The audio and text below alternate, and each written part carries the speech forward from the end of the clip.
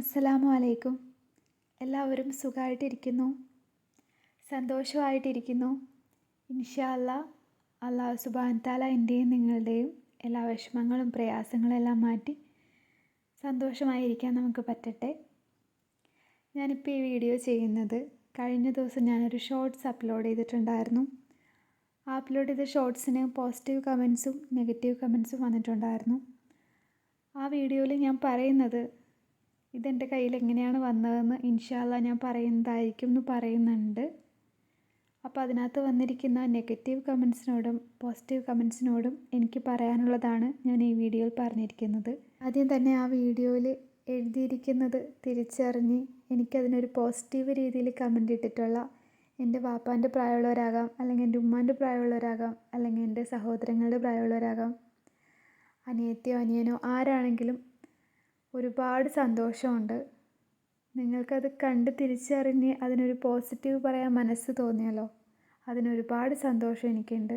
അല്ലാഹു സുബ്ഹാനഹു തആല ഹലാലായ ആഗ്രഹങ്ങളെല്ലാം നിങ്ങളുടെയും എൻ്റെയും സാധിച്ചു തരട്ടെ, ആമീൻ. രണ്ടാമതായി എനിക്ക് പറയാനുള്ളത്, വീഡിയോൻ്റെ താഴെ നെഗറ്റീവ് ഇട്ടിരിക്കുന്ന എൻ്റെ ഉമ്മമാരോ അല്ലെങ്കിൽ ഉപ്പമാരോ സഹോദരങ്ങളോ ആരും ആകട്ടെ, അല്ലാഹു സുബ്ഹാനഹു തആല നിങ്ങളുടെ ഹലാലായ ആഗ്രഹങ്ങളും വിഷമങ്ങളും പ്രയാസങ്ങളും എല്ലാം മാറ്റി നമ്മളുടെ എല്ലാവരുടെയും ദുആ സ്വീകരിക്കട്ടെ. നിങ്ങളുടെയും എൻ്റെയും തെറ്റുകുറ്റങ്ങളും എല്ലാം റബ്ബ് പൊരുത്തപ്പെട്ട് നമ്മളുടെ ദുആ സ്വീകരിക്കുമാറാകട്ടെ. കുറച്ച് കാര്യങ്ങളും കൂടെ എനിക്ക് പറയാനായിട്ടുണ്ട്. അപ്പോൾ ഈ വീഡിയോ മൊത്തത്തിൽ കണ്ടിട്ട് വേണം നെഗറ്റീവ് കമൻറ്റ് ഇടാനായിട്ട്. എന്നാൽ മാത്രമേ ഞാൻ എന്തൊക്കെയാണ് പറയണമെന്ന് മനസ്സിലാവുള്ളൂ. കുറച്ച് മാത്രം കേട്ടിട്ട് നെഗറ്റീവ് കമൻറ്റ് ഇടരുത്. അപ്പോൾ എൻ്റെ കയ്യിൽ എങ്ങനെയാണ് വന്നതെന്ന് ഞാൻ പറയാം. എനിക്കിപ്പോൾ വയസ്സ് 25. ഞാൻ ഒരു ബീവിയോ ഒരു ജിന്നുമ്മയോ അങ്ങനെ ആരുമല്ല. അങ്ങനെ കമൻറ്റ് ഞാൻ കണ്ടായിരുന്നു. ഞാൻ സാധാരണ ഒരു ഉമ്മാൻ്റെയും ഒരു ഉപ്പാൻ്റെയും മോളാണ്, ഒരു ഭർത്താവിൻ്റെ ഭാര്യയാണ്. എനിക്കിപ്പോൾ 25 വയസ്സ് തികഞ്ഞതേ ഉള്ളൂ.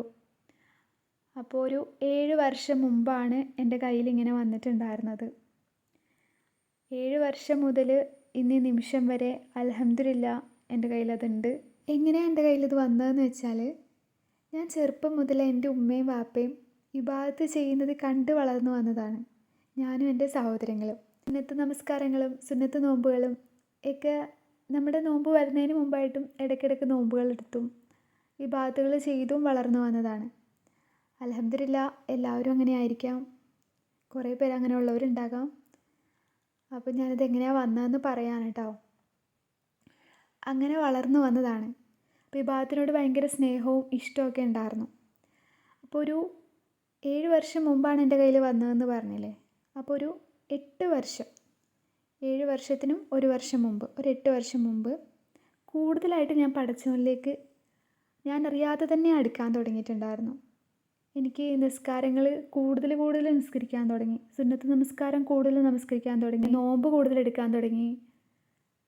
എൻ്റെ ഉമ്മയും വാപ്പയും ചെയ്യുന്നതിനേക്കാൾ കൂടുതലായിട്ട് ഞാൻ ചെയ്യാൻ തുടങ്ങി. അവർ തഹജ്ജുദ് നമസ്കരിക്കാൻ എഴുന്നേൽക്കുന്നതിന് മുമ്പായിട്ട് തന്നെ ഞാൻ എഴുന്നേൽക്കാൻ തുടങ്ങി. അവർ തഹജ്ജുദ് നമസ്കാരം കഴിഞ്ഞ് ഫർളൊക്കെ നമസ്കരിച്ച് കിടന്നുറങ്ങിയാലും ഞാൻ ഉറങ്ങാണ്ട് ദിക്റുകൾ സ്വലാത്തുകൾ ചൊല്ലിയിരിക്കാൻ തുടങ്ങി. ഒരു വർഷത്തോളം, ഒരു 8, 9, 10 മാസത്തോളം ഞാൻ ചുറ്റുമുള്ളതൊന്നും അറിഞ്ഞിട്ടില്ല എന്ന് വേണമെങ്കിൽ പറയാം.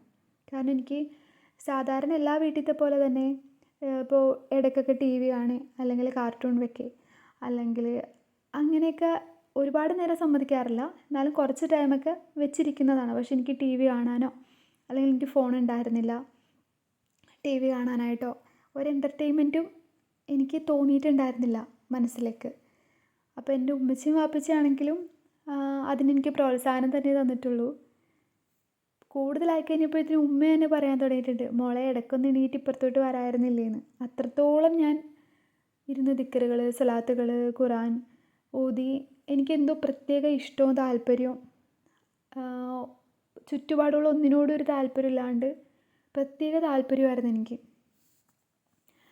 അങ്ങനെ ഒരുപാട് ഇബാദത്തിനോട് ഒരുപാട് വർദ്ധിക്കാൻ തുടങ്ങിയിട്ടുണ്ട്. രാത്രികൾ പകലുകൾ, പിന്നെ രാത്രികളിൽ തന്നെ എഴുന്നേറ്റ് ഉറങ്ങാണ്ടിരുന്ന രാത്രി ഉണ്ടായിട്ടുണ്ട്. അങ്ങനെ ഒരു പ്രത്യേക താല്പര്യം കൊണ്ട് ഞാൻ ദിക്റുകൾ സ്വലാത്തുകൾ ചൊല്ലിയിട്ടുണ്ട്. അപ്പോൾ അങ്ങനെ ഒരു ദിവസം ഞാൻ റബ്ബിനോട് 2 കൈയും നമ്മൾ മേലോട്ട് ഉയർത്തിയിട്ട് ദുആ ചെയ്യില്ലേ, അതുപോലെ ദുആ ചെയ്യുന്ന സമയത്ത് എൻ്റെ കയ്യിൽ ഞാൻ പെട്ടെന്ന് ഇങ്ങനെ എന്തോ ഇങ്ങനെ കണ്ട പോലെ ഇങ്ങനെ നോക്കി നിൽക്കുകയാണ്. കുറച്ച് ടൈം ഞാൻ ഇങ്ങനെ സൂക്ഷിച്ച് നോക്കി കഴിഞ്ഞപ്പോഴത്തേനും ഉള്ളിൽ നിന്നൊരു സന്തോഷമാണോ പെട്ടെന്നൊരു ഒരു ആന്തൽ പോലെ ഇങ്ങനെ ഉള്ളിലോട്ട് വന്ന് ഞാൻ അങ്ങനെ വേഗം തന്നെ എണീറ്റിട്ട് എൻ്റെ ഉമ്മച്ചിയുടെ അടുത്തേക്ക് ഓടിയിട്ട് ഞാൻ ഉമ്മച്ചിയോടെന്ന് പറഞ്ഞ്, ഉമ്മച്ചി എൻ്റെ കയ്യിലൊന്ന് ശ്രദ്ധിച്ച് നോക്കി, ഒന്ന് സൂക്ഷിച്ച് നോക്കിയേ, എന്തെങ്കിലും കാണുന്നുണ്ടോ? ഉമ്മച്ചി ഇങ്ങനെ നോക്കി.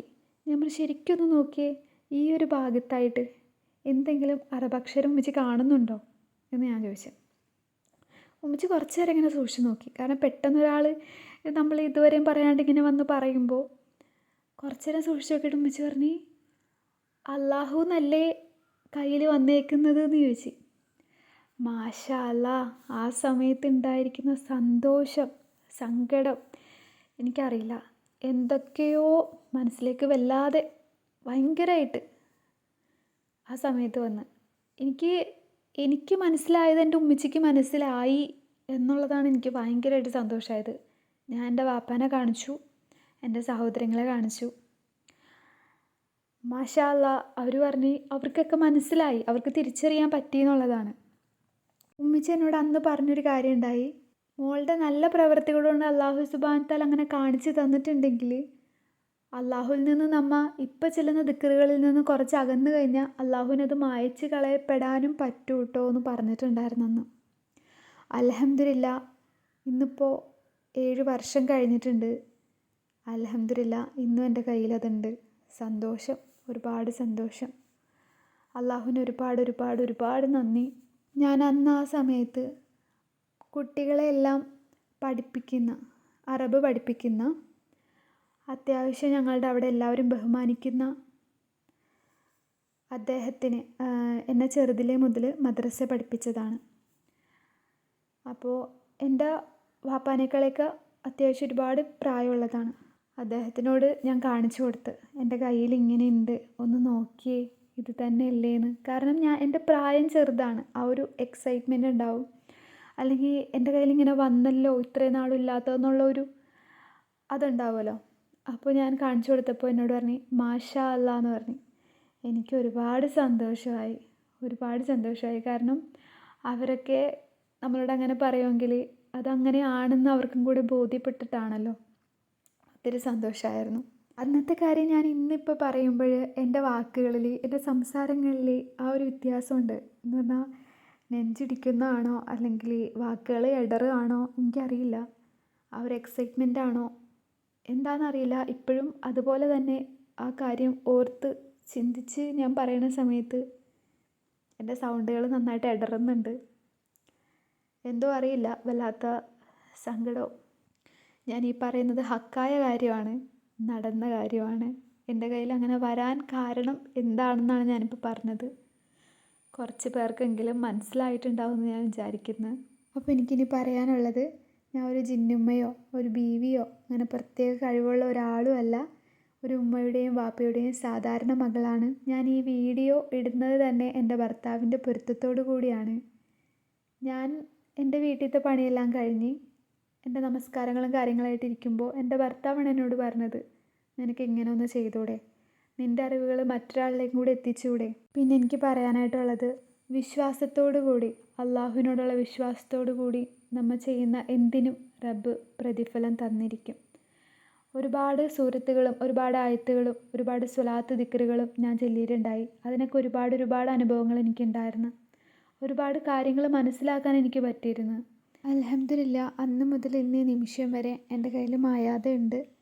പടച്ചോൻ എൻ്റെയും നിങ്ങളുടെ എല്ലാവരുടെയും ദുആ സ്വീകരിക്കുമാറാകട്ടെ. ആ ഒരു സന്തോഷത്തോടു കൂടിയും ആ ഒരു എക്സൈറ്റ്മെൻറ്റോടു കൂടി തന്നെയാണ് ഞാൻ ആ വീഡിയോയിൽ കാണിച്ചിട്ടുള്ളത്. പിന്നെ ഒരുപാട് പേര് കമൻറ്റ് ചെയ്തിട്ടുണ്ടായി ഞങ്ങളുടെ കയ്യിലുണ്ട് എന്ന് പറഞ്ഞിട്ട്. അൽഹംദുലില്ലാ, നിങ്ങളുടെ കയ്യിൽ അങ്ങനെ ഉണ്ടെങ്കിൽ വളരെ നല്ല കാര്യമാണ്. കാരണം അള്ളാഹുലേക്ക് അത്ര അടുത്തത് കൊണ്ടായിരിക്കുമല്ലോ റബ്ബ് തന്നിട്ടുണ്ടാവുക. വളരെ നല്ല കാര്യമാണ്. പിന്നെ പലരും പറഞ്ഞിട്ടുണ്ട് ഇതുള്ള ആളുകൾ വെളിപ്പെടുത്തില്ല എന്ന്. ഇത്രയും വർഷമായിട്ട് ഒരു സോഷ്യൽ മീഡിയകളിലും ഇല്ല, ഞാൻ എവിടെയും പറഞ്ഞിട്ടുമില്ല, ആരോടും വെളിപ്പെടുത്തിയിട്ടുമില്ല. അപ്പോൾ എൻ്റെ ചുറ്റുമുള്ള ആളുകളുടെ ഇഷ്ടത്തോടു കൂടിയും എൻ്റെ ഇഷ്ടത്തോടു കൂടിയാണ് ഞാൻ ഈ ചാനൽ തുടങ്ങിയിട്ടുള്ളത് തന്നെ.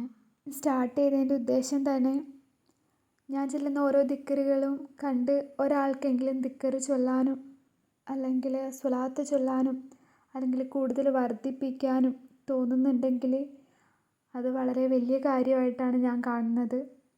നല്ല ഉദ്ദേശത്തോടു കൂടി മാത്രമാണ് ഞാനിത് സ്റ്റാർട്ട് ചെയ്തിട്ടുള്ളത്. ദുആ ചെയ്യാൻ പറഞ്ഞ് കമൻറ്റ് ചെയ്തത് ഞാൻ കണ്ടിട്ടുണ്ടായിരുന്നു. ഇൻഷാ അല്ലാ എനിക്ക് വേണ്ടി നിങ്ങളെല്ലാവരും ദുആ ചെയ്യുക, എൻ്റെ കുടുംബത്തിന് വേണ്ടി ദുആ ചെയ്യുക. ഞാനും എൻ്റെ കുടുംബവും നിങ്ങൾക്ക് എല്ലാവർക്കും വേണ്ടി ദുആ ചെയ്യും.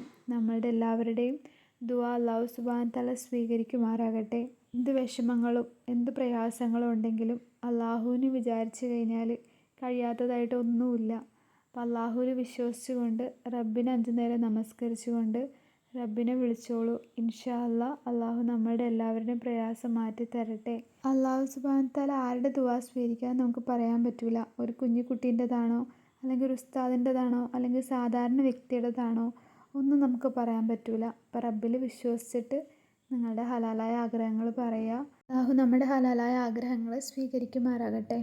എൻ്റെ ചെറിയ അറിവുകളൊക്കെ പറഞ്ഞിട്ട് ഞാൻ ഇനി വീഡിയോ ഇടുന്നതായിരിക്കും. എനിക്കും വേണ്ടി എല്ലാവരും ദുആ ചെയ്യുക, എൻ്റെ കുടുംബത്തിനും വേണ്ടി എല്ലാവരും ദുആ ചെയ്യുക.